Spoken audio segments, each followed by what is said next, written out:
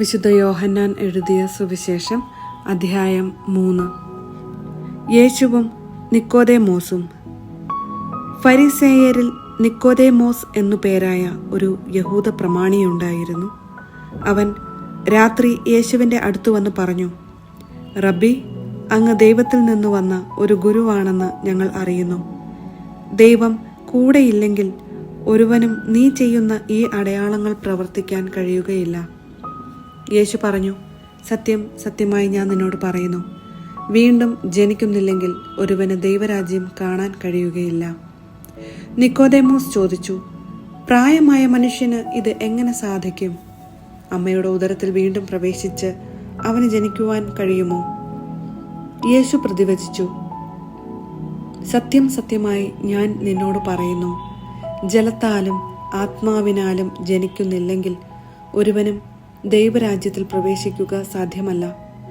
മാംസത്തിൽ നിന്ന് ജനിക്കുന്നത് മാംസമാണ്, ആത്മാവിൽ നിന്ന് ജനിക്കുന്നത് ആത്മാവും. നിങ്ങൾ വീണ്ടും ജനിക്കണം എന്ന് ഞാൻ പറഞ്ഞതുകൊണ്ട് നീ വിസ്മയിക്കേണ്ട.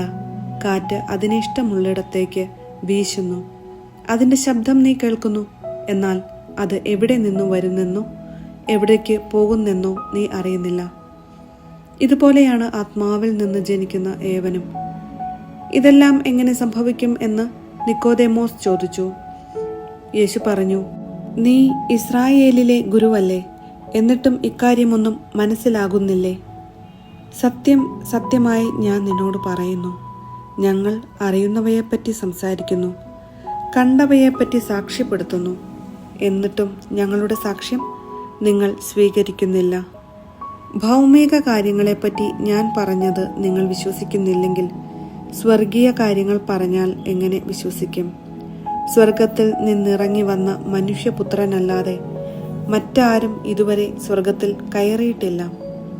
മോശ മരുഭൂമിയിൽ സർപ്പത്തെ ഉയർത്തിയതുപോലെ തന്നിൽ വിശ്വസിക്കുന്നവന് നിത്യജീവൻ ഉണ്ടാകേണ്ടതിന് മനുഷ്യപുത്രനും ഉയർത്തപ്പെടേണ്ടിയിരിക്കുന്നു. എന്തെന്നാൽ അവനിൽ വിശ്വസിക്കുന്ന ഏവനും നശിച്ചു പോകാതെ നിത്യജീവൻ പ്രാപിക്കുന്നതിനു വേണ്ടി തൻ്റെ ഏകജാതനെ നൽകാൻ തക്കവിധം ദൈവം ലോകത്തെ അത്രമാത്രം സ്നേഹിച്ചു. ദൈവം തൻ്റെ പുത്രനെ ലോകത്തിലേക്ക് അയച്ചത് ലോകത്തെ ശിക്ഷയ്ക്ക് വിധിക്കാനല്ല, പ്രത്യുത അവൻ വഴി ലോകം രക്ഷ പ്രാപിക്കാനാണ്. അവനിൽ വിശ്വസിക്കുന്ന ഒരുവനും ശിക്ഷയ്ക്ക് വിധിക്കപ്പെടുന്നില്ല.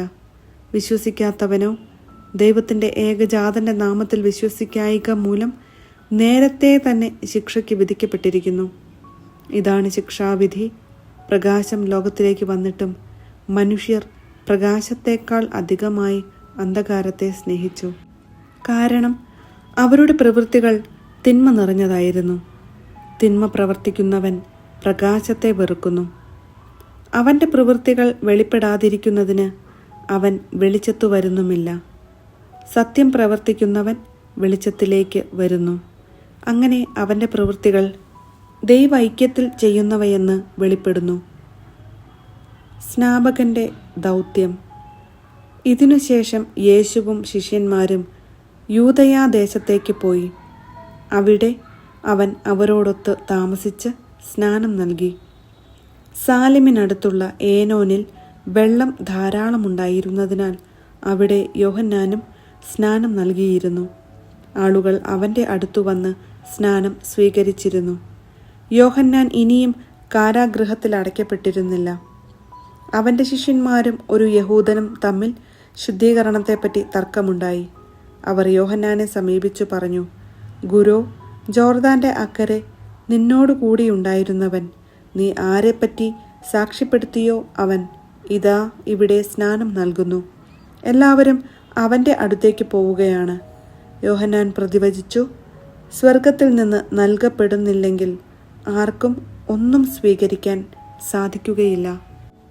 ഞാൻ ക്രിസ്തുവല്ല, പ്രത്യുത അവനു മുൻപേ അയക്കപ്പെട്ടവനാണ് എന്ന് ഞാൻ പറഞ്ഞതിന് നിങ്ങൾ തന്നെ സാക്ഷികളാണ്.